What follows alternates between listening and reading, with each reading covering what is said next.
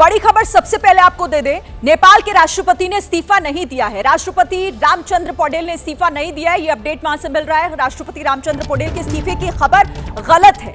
कई खबरें आ रही हैं लगातार, जिसमें अब ये अपडेट है कि नेपाल के राष्ट्रपति, जो थोड़ी देर पहले ये अपडेट मिल रहा था कि उन्होंने इस्तीफा दे दिया है, लेकिन अभी ये पुख्ता हुआ है कि फिलहाल इस्तीफा राष्ट्रपति रामचंद्र पौडेल ने नहीं दिया है। उनके इस्तीफे की खबर गलत है। इस वक्त की बड़ी खबर, तो लगातार प्रदर्शन जारी और इस बीच मंत्रियों के इस्तीफे भी हो रहे हैं, लेकिन राष्ट्रपति ने फिलहाल इस्तीफा नहीं दिया है। आपको अपडेट कर दें। और इसी बीच नेपाल के राष्ट्रपति रामचंद्र पौडेल की अपील, प्रदर्शनकारियों से राष्ट्रपति ने शांति बनाए रखने की अपील की है। राजनीतिक दल और जनता से शांति की अपील की है। पीएम ओली का इस्तीफा स्वीकार, राष्ट्रपति ने यह भी कहा है और साथ ही सभी पक्षों से शांति बनाए रखने की अपील राष्ट्रपति रामचंद्र की तरफ से की गई है। तो प्रदर्शनकारियों को शांत रहने की अपील लगातार की जा रही है। राष्ट्रपति ने भी यही कहा है कि अब वो शांत हो जाएं। साथ ही राजनीतिक दलों से भी यही अपील। पीएम ओली का इस्तीफा स्वीकार कर लिया गया है।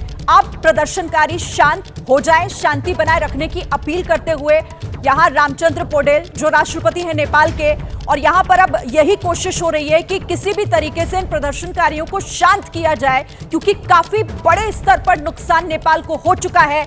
आगजनी में कई बड़ी इमारतों को नुकसान पहुंचाया जा चुका है और उसके बाद भी अभी ये प्रदर्शन थमता हुआ फिलहाल नहीं दिखाई दे रहा। और इसीलिए राष्ट्रपति की तरफ से ये अपील की गई है कि अब प्रदर्शनकारी शांत हो जाएं। शांति की अपील करते हुए उन्होंने कहा है। साथ ही उन्होंने ये भी पुष्ट कर दिया, जो स्वीकार कर लिया गया है प्रधानमंत्री ने जो इस्तीफा दिया था उसे। और देखिए, नेपाल सरकार ने फेसबुक, इंस्टाग्राम, यूट्यूब, व्हाट्सएप जैसे 26 सोशल मीडिया एप्स पर लगाए गए बैन को वापस ले लिया, लेकिन बवाल थमता नहीं दिख रहा। नौबत तख्ता पलट किया गया, क्योंकि केपी शर्मा सरकार के विरोध में आज भी प्रदर्शनकारी सड़कों पर उतरे और भयानक बवाल काटा है। प्रदर्शनकारी प्रधानमंत्री केपी शर्मा ओली के निजी आवास में घुस गए और घर को फूंक डाला। आग लगने के बाद प्रधानमंत्री केपी शर्मा ओली का घर धू धू कर जलने लगा और प्रदर्शनकारी घर को फूंककर खुशी मनाते नजर आए।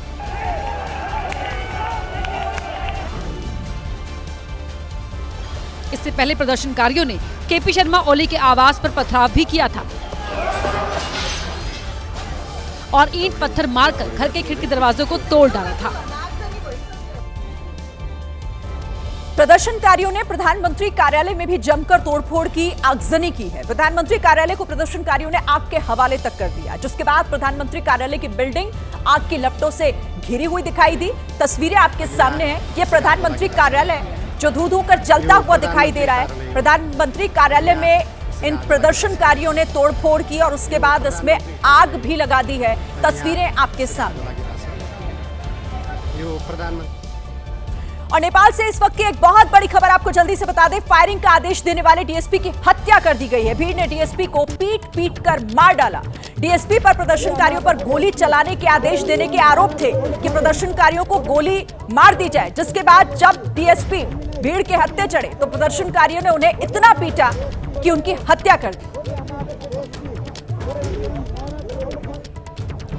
ओली सरकार की नीतियों के खिलाफ प्रदर्शनकारियों का गुस्सा फूटा तो ओली सरकार में मंत्री और पूर्व मंत्री रहे लोग भी निशाने पर आ गए। प्रदर्शनकारियों ने ऊर्जा मंत्री दीपक खड़का के घर पर धावा बोला और उनके घर से नोटों की गड्डियां लूट ली। इसके बाद जो हुआ वो हैरान करने वाला था, क्योंकि प्रदर्शनकारी ऊर्जा मंत्री दीपक खड़का के घर से नोटों की गड्डियां लूटकर हवा में उड़ाने लगे।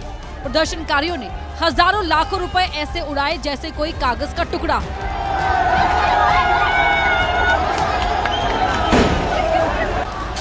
धनगढ़ी में आरजू देवा को घर जेठजन के युवाहरूले।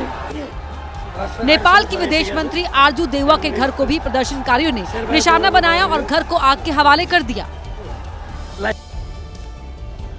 और देखिए, नेपाल में जेल तोड़कर भागे कैदी रवि लामिछाने को भी जेल से निकाला गया था। पूर्व डिप्टी पीएम रहे हैं रवि लामिछाने, उन्हीं के बीच जेल के कैदी भी जेल तोड़कर भाग निकले वहां से। तो पहले रवि लामिछाने, जिन्हें जेल से निकाला था प्रदर्शनकारियों ने, और उसके बाद कुछ और कैदी भी जेल को तोड़कर इसी आड़ में वहां से भाग निकले। तो नेपाल में किस तरीके से इस वक्त सब कुछ अस्त व्यस्त होता हुआ दिखाई दे रहा है, पूरी व्यवस्था चरमरा गई है। ये तस्वीरें लगातार बता रही हैं। जेल तोड़कर कई कैदी जो जेल में बंद थे भाग निकले हैं। क्योंकि रवि लामिछाने जो पूर्व डेप्यूटी पीएम रहे हैं, उन्हें प्रदर्शनकारियों ने जेल से निकाला था। नेपाल में इस समय ऐसे हालात हैं जैसे शेख हसीना के तख्ता पलट के समय बांग्लादेश में बने थे। जैसे शेख हसीना जान बचाने के लिए बांग्लादेश छोड़कर भागने पर मजबूर हो गई थी, वैसे ही अब बांग्लादेश के मंत्री यहां पर नेपाल के मंत्री भाग रहे हैं। क्योंकि प्रदर्शनकारी इतने उग्र हैं कि कुछ भी कर सकते हैं, इसलिए मंत्रियों को बाहर निकालने के लिए सेना के हेलीकॉप्टर लगाए गए हैं। ये तस्वीरें नेपाल के भैंसे पार्टी की है, जहां मंत्रियों के आवास की तरफ प्रदर्शनकारी बढ़े तो सेना के 6 हेलीकॉप्टर तुरंत रेस्क्यू के लिए पहुंच गए और प्रदर्शनकारियों की नाक के नीचे से मंत्रियों का रेस्क्यू कर लिया। सड़कों पर हर तरफ प्रदर्शनकारियों का जमावड़ा है, जिनके निशाने पर नेपाल सरकार के मंत्री हैं। इसलिए मंत्री उग्र भीड़ से अपनी जान बचाने के लिए एम्बुलेंस से भाग रहे हैं। इस वक्त सुरक्षा बलों के सामने मंत्रियों की जान बचाने की एक बहुत बड़ी चुनौती है। मंत्रियों को सेना की तरफ से सुरक्षा भी दी जा रही है, लेकिन इस समय जैसे हालात हैं उसमें कुछ भी हो सकता है। नेपाल का पौष इलाका भैंसे पार्टी प्रदर्शनकारियों के निशाने पर है। यहाँ 56 बिल्डिंगें हैं, जिसमें नेपाल सरकार के सभी मंत्रियों के आवास हैं और प्रदर्शनकारियों ने कई मंत्रियों के घरों को फूंक डाला है। सरकार की नीतियों से गुस्साए प्रदर्शनकारियों ने पूर्व गृह मंत्री रमेश लेखक के घर में भी आगजनी और तोड़फोड़ की। प्रदर्शनकारी पूर्व गृह मंत्री रमेश लेखक के घर का गेट तोड़कर घुसकर गए और घर के अंदर मेज, कुर्सी, गमला जो कुछ मिला उसे तोड़ने लगे। रमेश लेखक ने सोमवार को ही गृह मंत्री पद से इस्तीफा दे दिया था। बावजूद इसके प्रदर्शनकारियों का गुस्सा शांत नहीं हुआ। प्रदर्शनकारियों ने ललितपुर के सीपीएन माओवादी केंद्र में अध्यक्ष और पूर्व प्रधानमंत्री पुष्प कमल दहल प्रचंड के घर पर हमला कर उनके घर को भी आग के हवाले कर दिया।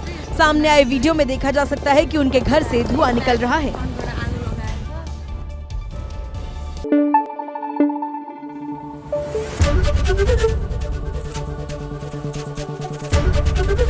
एबीपी न्यूज आपको रखे आगे।